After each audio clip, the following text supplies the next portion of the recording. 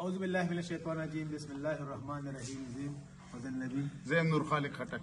ملګرو په سوشل میډیا باندې نن نه چې کوم یو دغه شروع شوی دی یو مهم شروع شوی دی هر طرف ته د فروټو بایکاټ نو دا فروټو بایکاټ مطلب دی چې د سم دغه دا فروټو بایکاټ چې کوم دی د مطلب څه دی او آیا دا فروټو بایکاټ په څومره حد پورې کامیاب وي نو په دې حد به موږ تپوس کوو د خپل سینیئر جرنلسټ د نوخا د پریس کلب سینیئر ممبر هغه غلی نور خالق صاحب نور خالق دا وایه چې کوم دا یو مهم شروع شوی دی د بایکاټ مهم په سوشل میډیا باندې د دې حوالې ته تاسو متعلق زموږ ناظرین آګاه کړئ چې دا مهم څه شی دی. زه وایم د کم مهم چې شروع ده دا د دې پر روان ده چې ته لږ وګوره مالټې وګوره 300 دي، هندواڼه وګوره 100 روپۍ کیلو ده، خټکۍ وګوره داسې ده، نور فروټ وګوره ریټونه چې کوم دی اسمان سره خبرې کوي.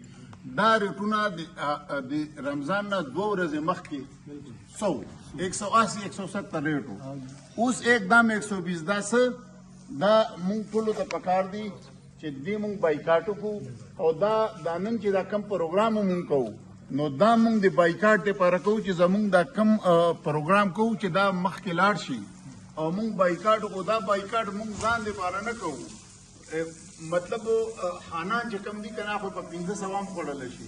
دا زمونږ تاسو اورئ دا بایکاټ زمونږ تاسو لپاره ده چې دا بایکاټ مونږ جاري وساتو او دا کم فیسبوک دا کم پروګرام چې مونږ چلو چې دا په وړاندې لاړ شي او هر سړی بایکاټ وکړي. مونږ خپله چې کم دا فروټ نه خوري، مونږ دویمه درېیمه ورځ په بایکاټ باندې روان یو ځکه چې لاړ شي دومره زمونږ وس نشته او چې څومره نو زمونږ نه لاندې به څه وي هغې به څه کوي. دا کم بایکاټ چې کم دی نو په دې باندې به د دې فروټو باندې قیمت باندې اثر وګرځېږي؟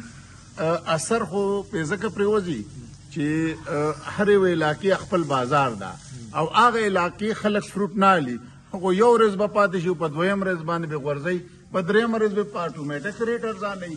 دې باندې خو ډېر غټ اثر په بایکاټ باندې ده چې بایکاټ وشي فروټو منډۍ نه به رسایي کم شي، هلته نه به کم راځي، هلته به هغې نقصاني کېږي، دلته چې کم دی راوړي او دا خو څه ټایم دپاره وي 2-3-4 غنټې یا یو شپه پې تېرې شي په دویمه شپې دی په خپله ریټ غورځوي. او اوس هم په روژه کې خو د فروټو څه داسې دغه نشته؟ یاره زه خو وایم چې کنه موسم ډېر ښه موسم ده او بې موسمه فروټ دی که نه، لږ بې موسمه موږ ته ځکه وایو چې د خټکۍ دې موسم نه دی، هندواڼه دې موسم نه ده، مالټه دې موسم نه ده، بې موسمه فروټ که نه او بیا به بې موسمه فروټ موږ باندې دومره ګران خرڅېږي. یقینا بایکاټ نو خلک پکار دی. دا زموږ بدن ته چې دا تا کومه خبره فضل نبي صاحب وړاندې کړله چې یاره موسم نه ده نو دا خو زموږ لکه بدن ته طاقت نه ورکوي، دا خو نقصان ورکوي.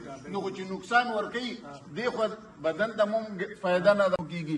دې مخکې دکانداران مو چې کوم دا تباکۍ ریټونه را باندې زیات کوي. خو زه په دې کې د ټولو سیسټمو کې دا وایم چې د بایکاټ سره او د خپل انتظامیه هم راوچت کړو چې دیم لږ راپاسي او دیم دا ریټونو باندې شروع کی کاروایی شروع کی.